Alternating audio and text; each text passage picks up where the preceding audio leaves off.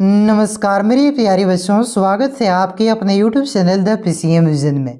प्यारे बच्चों, जैसा कि आप सभी को मालूम है कि जो आप सभी का 28 जनवरी को फाइनल बोर्ड एग्जाम होने वाला है, उसके लिए जैक यानी कि झारखंड एकेडमिक काउंसिल की ओर से सभी सब्जेक्ट का एक एक सेट मॉडल पेपर को जारी कर दिया गया है। ठीक है, और मॉडल पेपर आप सभी के एग्जाम की दृष्टि से कितना ज़्यादा इंपॉर्टेंट होता है बच्चों, ये तो आप लोग जानते ही होंगे, क्योंकि जो आप सभी के फाइनल बोर्ड एग्जाम है इसमें मॉडल पेपर से बहुत सारे क्वेश्चन हूबहू पूछे जाते हैं। इसलिए मॉडल पेपर आप सभी के बोर्ड एग्जाम की दृष्टि से काफ़ी ज़्यादा इंपॉर्टेंट है। यहाँ से बहुत सारे क्वेश्चन आप सभी के 28 जनवरी को होने वाले फाइनल बोर्ड एग्जाम में देखने को मिलेगा।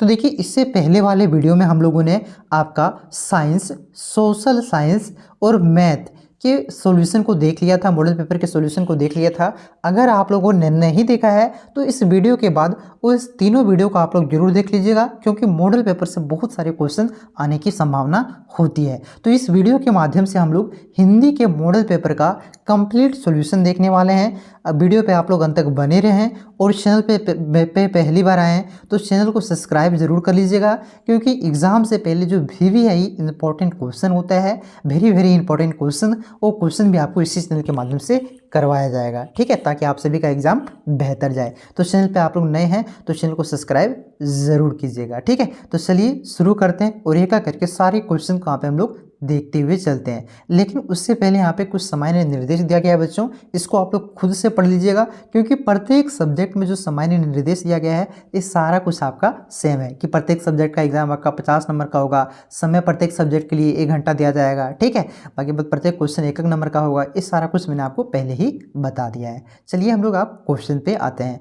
तो देखिए बच्चों, सबसे पहले यहाँ पे आपका खंड क में क्या दिया जाएगा, अपठित बोध है, यानी कि आपका एक पैसेज दिया रहेगा, पैसेज जिसे हिंदी में गद्यांश बोलते हैं, और एक आपका पद्यांश जो कि कविता टाइप का है वो दिया हुआ रहेगा। इसको आपको ध्यानपूर्वक पढ़ना है और इसके नीचे जो प्रश्न दिए गए हैं उसके उत्तर को देना है। ठीक है, देखिए वही लिखा गया है कि निम्नलिखित गद्यांश को ध्यानपूर्वक पढ़कर प्रश्न संख्या 1 से 4 के लिए सही उत्तर का चयन करें। ठीक है, यहाँ पे लिखा गया है। देखिए यहाँ पे इस पैसेज को, होने की इस गद्यांश को हम लोग ध्यानपूर्वक पढ़ते हैं, फिर इसके नीचे जो क्वेश्चन दिए गए उसको हम लोग देखते हैं। तो देखिए क्या लिखा गया है, दीपावली भारत का एक प्रमुख त्यौहार है जिसे रोशनी का पर्व भी कहा जाता है। यह त्यौहार कार्तिक माह की अमावस्या तिथि को मनाया जाता है। दीपावली श्री राम के 14 वर्षों का वनवास के बाद अयोध्या लौटने की खुशी में मनाई जाती है। इस दिन घरों में दिया और रंगीन लाइटों से सजाया जाता है। लोग अपने घरों की सफाई करते हैं,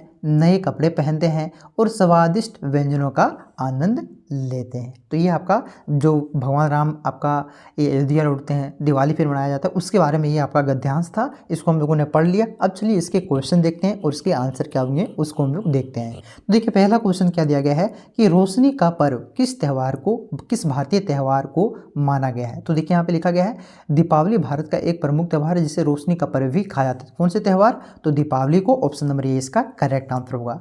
अगला क्वेश्चन देखिए क्या है कि दीपावली किस महीने में मनाई जाती है। तो अभी हम लोगों ने देखा कार्तिक महीने में। यहाँ पे देखिए लिखा गया है यह त्यौहार कार्तिक माह में। ठीक है, तो एक कार्तिक माह में मनाया जाता है। ऑप्शन नंबर 20 का करेक्ट आंसर हो जाएगा। क्लियर है बच्चों। उसके बाद देखिए तीसरा क्वेश्चन क्या दिया गया है यहाँ पे, देखिए कि दीपावली का त्यौहार किस घटना की खुशी में मनाया जाता है। तो श्री राम जी क्या होते हैं, अयोध्या लौटते हैं अपने 14 साल के वनवास के बाद। ठीक है, तो इस खुशी में मनाया जाता है। ऑप्शन नंबर 20 का करेक्ट आंसर होगा भगवान श्री राम के अयोध्या लौटने की, ठीक है, लौटने की खुशी में। उसके बाद देखिए अगला क्वेश्चन क्या है कि कौन 14 वर्षों के वनवास में थे। तो अभी बताएं, श्री राम आपका 14 वर्ष के वनवास में थे। ऑप्शन नंबर सी इसका करेक्ट आंसर हो जाएगा राम।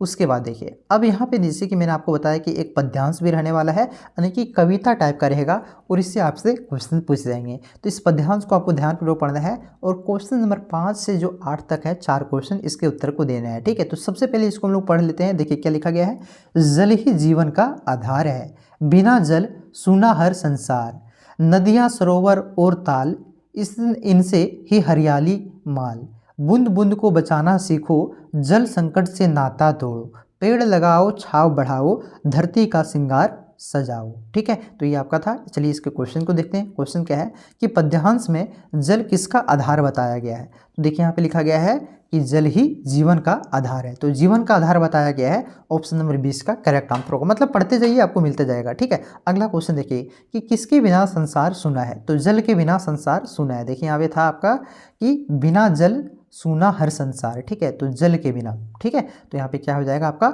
ऑप्शन नंबर बी हो जाएगा जल। अगला क्वेश्चन देखिए, अगला क्वेश्चन क्या है कि जल संकट से बचने के लिए क्या उपाय करना चाहिए। तो यहाँ पे देखिए लिखा गया है कि बूंद बूंद को बचाना सीखो, जल संकट से नाता तोड़ो। यानी जल संकट से बचने के लिए बूंद बूंद को बचाना सीखना है, ठीक है। तो यहाँ पे देखिए इसका करेक्ट आंसर हो जाएगा ऑप्शन नंबर बी हो जाएगा, बूंद बूंद जल को बचाना चाहिए। क्लियर है बच्चों। 8वां क्वेश्चन देखिए, 8वां क्वेश्चन क्या है कि धरती का श्रृंगार कैसे किया जा सकता है। तो देखिए यहाँ पे आपका था, दिखा देता हूँ आपको। देखिए धरती का श्रृंगार सजाओ, पेड़ लगाओ, छाव बढ़ाओ, धरती का श्रृंगार सजाओ। यानी कि पेड़ लगा करके, ठीक है। तो इस क्वेश्चन का करेक्ट आंसर होगा ऑप्शन नंबर बी, पेड़ लगाकर धरती का श्रृंगार किया जा सकता है। क्लियर है। अब देखिए खंड क में, खंड ख में आपका व्याकरण है, ठीक है। व्याकरण के लगभग 10 क्वेश्चन रहेंगे, 11 क्वेश्चन। अब देखिए यहाँ पे क्या है, पहला क्वेश्चन कि राजपुत्र में कौन सा समास है। तो देखिए राजपुत्र, यहाँ पे क्या है, यहाँ पे जो आपका उत्तर पद है प्रधान है, और जो पूर्व पद है ये आपका गौण है। और जिसमें उत्तर पद आपका ये प्रधान होता है, पूर्व पद गौण होता है, उसे क्या कहते हैं, उसे हम लोग तत्पुरुष समास कहते हैं। ऑप्शन नंबर 20 का करेक्ट आंसर होगा। जैसे राजपुत्र का मतलब क्या हुआ, राजा का पुत्र। एक और एग्जाम्पल कर्मवीर, यानी कि कर्म में वीर, ठीक है। तो ऑप्शन नंबर 20 का करेक्ट आंसर होगा तत्पुरुष समास। अगला क्वेश्चन देखिए, अगला क्वेश्चन क्या है कि आशा शब्द का विलोम क्या होगा। विलोम का मतलब क्या होता है, उल्टा। तो आशा का उल्टा क्या हो जाएगा, निराशा। ऑप्शन नंबर 20 का करेक्ट आंसर होगा निराशा। अगला क्वेश्चन देखिए, अगला क्वेश्चन क्या है बच्चों कि विद्यालय का संधि विच्छेद क्या है। तो याद रखिएगा विद्यालय का संधि विच्छेद होता है आपका विद्या जोड़ आले, ठीक है। तो ये हो जाएगा इसका संधि विच्छेद, ऑप्शन नंबर ए इसका करेक्ट आंसर हो जाएगा। अगर आपको वीडियो अच्छा लगता हो, ठीक है, तो वीडियो को लाइक करें, और चैनल पे पहली बार आए तो सब्सक्राइब जरूर कर लें, ताकि जो एग्जाम से पहले वेरी इंपॉर्टेंट क्वेश्चन अपलोड करूँ ये आप तक पहुँच जाए, ठीक है। अगला क्वेश्चन देखिए क्या है कि सूर्य का पर्यायवाची शब्द कौन सा है। तो देखिए सूर्य का पर्यायवाची शब्द क्या होता है, रवि होता है, आपका क्या हो जाता है, रवि हो जाता है, ऊर्जा हो जाता है, ये सब सूर्य का पर्यायवाची शब्द है। ऑप्शन नंबर 20 का करेक्ट आंसर होगा रवि। अगला क्वेश्चन देखिए क्या है, अनुपस्थित क्या है, अनुपस्थित शब्द में कौन सा उपसर्ग है। तो उपसर्ग क्या होता है, जो पहले लगता है उसको उपसर्ग करते हैं, और जो पीछे लगता है उसे प्रत्यय कहते हैं। तो देखिए अनुपस्थित में यहाँ पे कौन सा शब्द लगा हुआ है, अनु उपसर्ग लगा हुआ है, ठीक है। ऑप्शन नंबर ये इसका करेक्ट आंसर हो जाएगा अनु। अगला क्वेश्चन देखिए, अगला क्वेश्चन क्या है कि 9 2 11 होना, मुहावरे का सही अर्थ क्या है। तो देखिए नहीं कहते 9 2 11 भेगल है, यानी कि क्या हो गया, भाग गया भाई साहब, भागना, भाग जाना, ठीक है। इसका मतलब क्या होता है, भाग जाना। ऑप्शन नंबर 20 का करेक्ट आंसर होगा। अगला क्वेश्चन देखिए क्या है कि पंकज का क्या अर्थ होता है। तो पंकज का पर्यायवाची होता है, क्या होता है, तो ये आपका कमल होता है। ऑप्शन नंबर 20 का करेक्ट आंसर हो जाएगा कमल। उसके बाद देखिए अगला क्वेश्चन क्या दिया गया बच्चों कि नायक, नायक का स्त्रीलिंग क्या होगा। तो यहाँ पे देखिए आपका नायक का स्त्रीलिंग क्या हो जाएगा, नायक का स्त्रीलिंग होता है नायिका। तो नायिका इस प्रकार से लिखते नायिका, ठीक है। ऑप्शन नंबर 20 का करेक्ट आंसर होगा।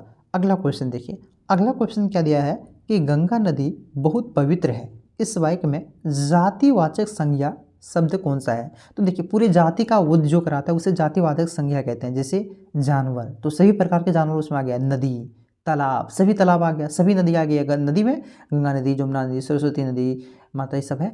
उसके बाद आपका बड़ाका नदी, उसरी नदी, दामोदर नदी, ये सारी नदियाँ आ जाती है। तो जो जाति का बोध करा ले, तो यहाँ पे नदी क्या हो जाएगा, ये आपका जातिवाचक संज्ञा हो जाएगा, ठीक है। तो ऑप्शन नंबर 20 का करेक्ट आंसर होगा नदी। बाकी बात गंगा क्या है, तो गंगा आपका एक पर्टिकुलर नाम है, तो ये क्या हो जाएगा, व्यक्तिवाचक संज्ञा, ठीक है, ध्यान रखिएगा। चलिए आगे देखिए, अगला क्वेश्चन क्या है कि उसने मुझसे मदद मांगी, इस वाक्य में उसने कैसा शब्द है। तो देखिए उसने यहाँ पे संज्ञा के जगह पर आया। उसने, संज्ञा क्या होता है, जो किसी के नाम, जाति, लिंग का बोध कराए उसे संज्ञा कहते हैं। तो जैसे यहाँ पे उसने, यहाँ बोल देते हैं हरेंद्र, हरेंद्र मुझसे मदद मांगी, हरेंद्र ने मुझसे मदद मांगी। तो किसके जगह पर आया, नाम के जगह पर आया। और जो नाम के जगह पर आए, नाम को क्या कहते हैं, संज्ञा, संज्ञा की जगह पर आए उसे किससे क्या कहते हैं, तो बोलिएगा सर सर्वनाम कहते हैं। तो उसने, तुम, ताम, हम, वे, सब, ये सब जो होते हैं, तुम लोग, आप लोग, ये सब क्या है आपका संज्ञा, ये सर्वनाम है, ठीक है। तो ये सर्वनाम है। ऑप्शन नंबर 6 का करेक्ट आंसर होगा उसने, इसने, सर्वनाम है, ठीक है। अगला क्वेश्चन देखिए क्या है कि तुम बहुत अच्छा गाते हो, इस वाक्य में कौन सा शब्द क्रिया का बोध कराता है। तो यहाँ पे देखिए गाना, खाना, पीना, नहाना, धोना, ना जिसमें आए वो सब क्या है आपका संज्ञा है। तो यहाँ पे गाते यानी कि गाना, ठीक है। तो ये क्या है आपका संज्ञा शब्द का बोध करा रहा है। ऑप्शन नंबर सी उसका हो जाएगा गाते। अगला क्वेश्चन देखिए, अगला क्वेश्चन क्या दिया गया है कि वाक्य में संख्यावाची विशेषण शब्द का चयन करें। वह एक समझदार, लड़का है। तो संख्यावाची विशेषण, तो संख्या मतलब ऐसा विशेषण जिसमें संख्या का बोध हो, ठीक हो, जैसे 1 2 3 4 5 7 ये सब संख्यावाची विशेषण है। तो यहाँ पे क्या हो जाएगा आपका एक, क्या हो जाएगा संख्यावाची विशेषण हो जाएगा। ऑप्शन नंबर ये इसका डी इसका करेक्ट आंसर होगा एक। अब देखिए, अब यहाँ से आता है खंड ग। खंड ग में आपका क्या है, पाठ्य पुस्तक का क्वेश्चन दिया गया है, ठीक है। तो ये जो आपका गद्यांश है ना, ये आपका किताब से ही लिया गया है, ठीक है। इसको आपको ध्यानपूर्वक पढ़ना है। क्वेश्चन नंबर 21 से लेकर के 24 तक के प्रश्नों के उत्तर को देना है। तो इसको आप लोग किताब से ही है, तो इसको आप लोग खुद से पढ़ लीजिए, ज़्यादा हार्ड नहीं है, ठीक है।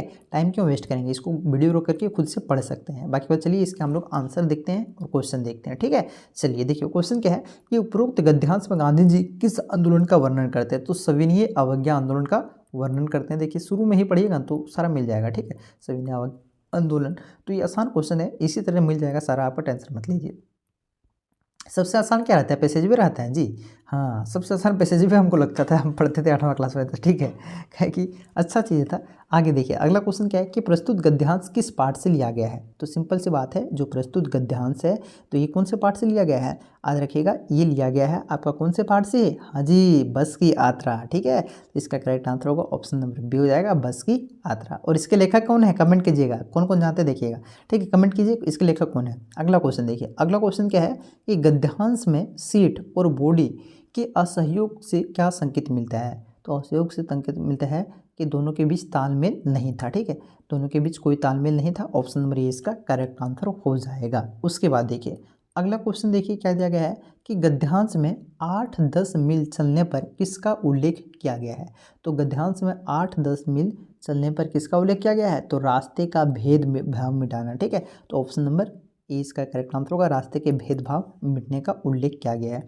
चलिए अब देखिए यहाँ पे आपका एक पद्यांश दिया हुआ है, किताब का ही पद्यांश, यानी किताब में जो कविता है ना उसी से लिया गया है। और इसके जो क्वेश्चन है 25 से लेकर के 28 तक इसके क्वेश्चन के उत्तर को देना है, ठीक है। तो ये पढ़ लीजिएगा कि चाह नहीं मैं सुरबाला के गहनों में गूथा जाऊँ, इसको पढ़ लीजिएगा, आसान है, ठीक है, क्योंकि किताब वाला ही है, हार्ड नहीं है। चलिए इसके हम लोग क्वेश्चन को देखते हैं। क्वेश्चन क्या है कि प्रस्तुत कविता के कवि कौन है। तो इसके कवि कौन है, तो याद रखिएगा 25 का करेक्ट आंसर हो जाएगा आपका option number C, Makhanlal Chaturvedi. क्या हो जाएगा, Makhanlal Chaturvedi, option number C. उसके बाद देखिए अगला क्वेश्चन देखिए क्या है कि उस पथ में देना तुम फेंक में कवि किस पथ की बात कर रहा है, ठीक है। तो ये जो कविता में ये लाइन आया हुआ है कि उस पथ में देना तुम फेंक, तो यहाँ पे किस पथ की बात कर रहा है, तो ये आपका वीरों यानी कि बहादुरों के पथ की बात कर रहा है। ऑप्शन नंबर सी इसका करेक्ट आंसर हो जाएगा। अगला क्वेश्चन देखिए, अगला क्वेश्चन क्या है कि जिस पथ जावे वीर अनेक से कवि किस पथ का उल्लेख करता है। तो ये जो कविता में लाइन आया हुआ है कि जिस पथ जावे वीर अनेक, तो इस लाइन से क्या उल्लेख कर रहा है कवि, तो इसे युद्ध में शहीद होने का पथ का उल्लेख कर रहा है। ऑप्शन नंबर डी इसका करेक्ट आंसर होगा, युद्ध में शहीद होने का पथ, ठीक है। उसके बाद देखिए अगला क्वेश्चन क्या है कि प्रस्तुत कविता का मूल भाव क्या है। तो प्रस्तुत कविता का मूल भाव है मातृभूमि की सेवा, ठीक है, यानी कि मातृभूमि की सेवा करते रहना चाहिए, चाहे मन मिट क्यों ना जाए, ठीक है। ऑप्शन नंबर ए इसका करेक्ट आंसर हो जाएगा, मातृभूमि की सेवा। आगे देखिए अब यहाँ से निम्नलिखित प्रश्नों के सही उत्तर का चयन करना है, जो कि किताब से डायरेक्ट प्रश्न है, यानी कि कोई पैसेज वैसे नहीं मिलने वाला है, डायरेक्ट आपको सॉल्व करना है, ठीक है। उसके देखिए क्वेश्चन क्या है कि छोटा जादूगर अपनी माँ के लिए क्या ले जाना चाहता था। तो छोटा जादूगर अपनी माँ के लिए क्या ले जाना चाहता है, तो ये अपनी माँ के लिए पथ ही ले जाना चाहता है। ऑप्शन नंबर सी इसका करेक्ट आंसर होगा। अगला क्वेश्चन देखिए, अगला क्वेश्चन क्या है कि मित्रता पाठ के लेखक कौन है। तो मित्रता पाठ के लेखक कौन है, तो रामचंद्र शुक्ला जी हैं। ऑप्शन नंबर ए इसका करेक्ट आंसर होगा, रामचंद्र शुक्ला। उसके बाद देखिए अगला क्वेश्चन क्या है कि पूर्व संज्ञा के बटोही बाट की पहचान कर ले। इसमें बटोही किसे कहा गया है। तो ये जो आपका लाइन है कि पूर्व चलने के बटोही बाट की पहचान कर ले, ठीक है, इसमें बटोही किसे कहा गया है, तो इसमें बटोही कहा गया है पथिक को, ठीक है, यानी रास्ते को। ऑप्शन नंबर 20 का करेक्ट आंसर होगा। उसके बाद देखिए अगला क्वेश्चन क्या दिया गया है कि लेखक के भाई साहब उनसे कितने साल बड़े थे। तो जो लेखक के भाई साहब थे उनसे आपका ये 5 साल बड़े थे। कितने साल बड़े थे, तो 5 साल बड़े थे। ऑप्शन नंबर डी इसका करेक्ट आंसर होगा। उसके बाद देखिए अगला क्वेश्चन क्या है कि लेखक और उसके बड़े भाई कहाँ रहते थे। तो लेखक और उसके बड़े भाई ये आपका हॉस्टल में रहते थे। ऑप्शन नंबर सी इसका करेक्ट आंसर हो जाएगा, हॉस्टल में। उसके बाद देखिए अगला क्वेश्चन क्या दिया गया है कि अशोक का शास्त्र त्याग किसी रचना है। तो जो आपका चैप्टर है अशोक का शास्त्र त्याग, ये आपका एक एकांकी है। क्या है? एक एकांकी है। ऑप्शन नंबर सी इसका करेक्ट आंसर हो जाएगा, एकांकी। उसके बाद देखिए अगला क्वेश्चन क्या है कि सम्राट अशोक ने किस राज्य पर चढ़ाई की थी। तो सम्राट अशोक ने, इन्होंने किस पर? कलिंग पर चढ़ाई की थी, जिसमें लाखों लोगों का नरसंहार हुआ था, लाखों लोग मारे गए थे। ठीक है, और जिसकी 13वीं शिलालेख से, अशोक के 13वीं शिलालेख से इसकी जानकारी मिलती है। तो कलिंग इसका करेक्ट आंसर होगा, ऑप्शन नंबर डी। आगे देखिए अगला क्वेश्चन क्या है कि कलिंग महाराज की कन्या का क्या नाम था। तो कलिंग महाराज की कन्या का नाम पद्मा था। ऑप्शन नंबर सी इसका करेक्ट आंसर हो जाएगा, पद्मा। क्लियर है? उसके बाद देखिए बच्चों अगला क्वेश्चन क्या है कि अमरूद का पेड़ के लेखक की माँ कहाँ के जेल में थी। तो जो अमरूद के पेड़ के लेखक कौन है? हाँ ठीक है, कमेंट कीजिए, फटाक से कमेंट कीजिए, देखते हैं कितने बच्चे जानते हैं। तो अमरूद के जो पेड़ के लेखक हैं उसकी माँ कहाँ के जेल में बंद थी। तो ये आपका अजमेर के जेल में बंद थी। हाँ जी, इसका आंसर मैं लास्ट तक बताता हूँ, देखता हूँ कितने बच्चे कमेंट करते हैं। ठीक है, कि अमरूद के पेड़ की जो लेखक हैं उसके कौन है। चलिए आगे देखिए अगला क्वेश्चन क्या है कि अमरूद के पेड़ में फूल आने की बात किसने बताई थी। तो अमरूद के पेड़ में फूल आने की बात ये किसने बताई थी। तो मिद्दू ने बताया था। ऑप्शन नंबर डी इसका करेक्ट आंसर होगा। ये पूरा चैप्टर अंधविश्वास पर है। हाँ, आगे देखिए अगला क्वेश्चन क्या है कि यह क्या निराशा हुआ जाए पाठ के लेखक कौन है। तो क्या निराशा हुआ जाए, ये जो चैप्टर है बच्चों, इस चैप्टर के लेखक कौन है। तो इस चैप्टर के लेखक है आपका हजारी प्रसाद द्विवेदी। ठीक है, ऑप्शन नंबर ए इसका करेक्ट आंसर हो जाएगा, हजारी प्रसाद द्विवेदी। देखिए आपके जो जितने भी चैप्टर हैं सारे चैप्टर के लेखक का नाम आप लोग याद कर लीजिएगा। यहाँ से 3 से 4 क्वेश्चन आपके बोर्ड एग्जाम में देखने को मिलेंगे। ठीक है, आगे देखिए अगला क्वेश्चन क्या है कि क्या निराश हुआ जाए पाठ में बस का कंडक्टर साइकिल से कहाँ चला गया। तो वह दूसरी बस लेने गया। ऑप्शन नंबर 20 का करेक्ट आंसर होगा, 40 का बी। ठीक है, अगला क्वेश्चन देखिए अगला क्वेश्चन क्या है कि रामचरितमानस के रचयिता कौन है। तो रामचरितमानस के रचयिता कौन है। तो याद रखिएगा तुलसीदास है। ठीक है, और महाभारत के रचयिता कौन है। तो महाभारत के रचयिता आपका वेद व्यास है। कौन है? वेद व्यास। ठीक है, तो इसका करेक्ट आंसर ऑप्शन नंबर ये, रामचरितमानस के रचयिता तुलसीदास जी हैं। अगला क्वेश्चन देखिए क्या है कि जयपाल सिंह मुंडा का जन्म किस गांव में हुआ था। तो जयपाल सिंह मुंडा का जन्म आपका तपकरा गांव में हुआ था। ठीक है, ऑप्शन नंबर सी इसका करेक्ट आंसर, जो कि खूंटी जिला के अंतर्गत पड़ता है। अगला क्वेश्चन देखिए क्या दिया गया बच्चों कि बस की यात्रा पाठ कैसी रचना है। तो बस की यात्रा ये जो चैप्टर है ये किस प्रकार की रचना है। ठीक है, व्यंग है, एकांकी है, निबंध है, कहानी है, नाटक है। तो ये किस प्रकार की रचना है। तो ये आपका एक व्यंग है। ठीक है, ऑप्शन नंबर ये इसका करेक्ट आंसर हो जाएगा, व्यंग। उसके बाद देखिए अगला क्वेश्चन क्या है कि हुंडरू का झरना कहाँ है। तो याद रखिएगा हुंडरू का झरना आपका रांची डिस्ट्रिक्ट में स्थित है। ऑप्शन नंबर डी इसका करेक्ट आंसर होगा, रांची। नेक्स्ट क्वेश्चन देखिए क्या है कि बूढ़ी पृथ्वी का दुख कविता के कवित्री कौन है। तो ये जो कविता है आपका बूढ़ी पृथ्वी का दुख, इस कविता के कवित्री आपका है निर्मला पुतुल। कौन है? याद रखिएगा निर्मला पुतुल है। ऑप्शन नंबर सी इसका करेक्ट आंसर होगा। उसके बाद देखिए बच्चों अगला क्वेश्चन क्या दिया गया है कि काशी विश्वविद्यालय में प्रवेश करते ही दाईं तरफ क्या है। तो काशी विश्वविद्यालय में प्रवेश करते तरफ दाईं तरफ क्या है। तो ये आपका सर सुंदरलाल अस्पताल है। क्या है? सर सुंदरलाल अस्पताल है। ऑप्शन नंबर ए इसका करेक्ट आंसर होगा। उसके बाद देखिए अगला क्वेश्चन क्या है कि वीर जननी का पुरस्कार किसे मिला।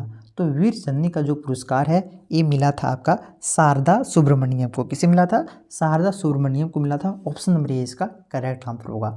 उसके बाद देखिए अगला क्वेश्चन क्या है बच्चों कि किसकी बुआ आईएएस बन गई थी। तो ये आईएएस का क्या मतलब होता है? Indian administrative service. बहुत ही बड़ा पोस्ट होता है, सभी का सपना होता है आईएएस बनना। सबसे बड़ा पोस्ट होता है अधिकारी का कोई तो आईएएस होता है, जो आप एग्जाम से डायरेक्ट बन सकते हैं। ठीक है, तो ये आईएएस किसकी बुआ बन जाती है। तो ये बन जाती है आपका शुभांगी की बुआ। ठीक है, ऑप्शन नंबर सी इसका करेक्ट आंसर हो जाएगा। अगला क्वेश्चन देखिए अगला क्वेश्चन क्या है कि बिहार के मधुबनी इलाके में अकाल कब हुई थी।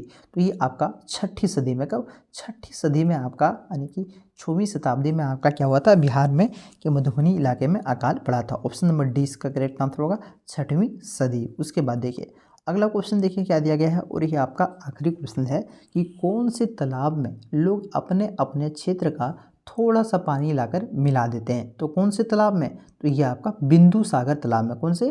बिंदु सागर तालाब जो होता है इसमें लोग अपने अपने क्षेत्र से थोड़ा थोड़ा पानी लाकर क्या करते हैं? मिला देते हैं। ऑप्शन नंबर ये इसका करेक्ट आंसर हो जाएगा। तो ये आपका टोटल 50 क्वेश्चन था बच्चों, जो कि मैंने आप सभी को करा दिया।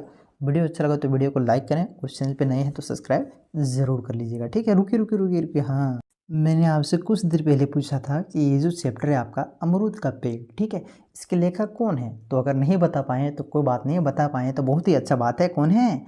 ज्ञान रंजन। कौन है? ज्ञान रंजन है, याद रख लीजिएगा। ठीक है, तो इसे भी आप लोग याद रखिएगा, अमरूद के पेड़ के लेखक कौन है?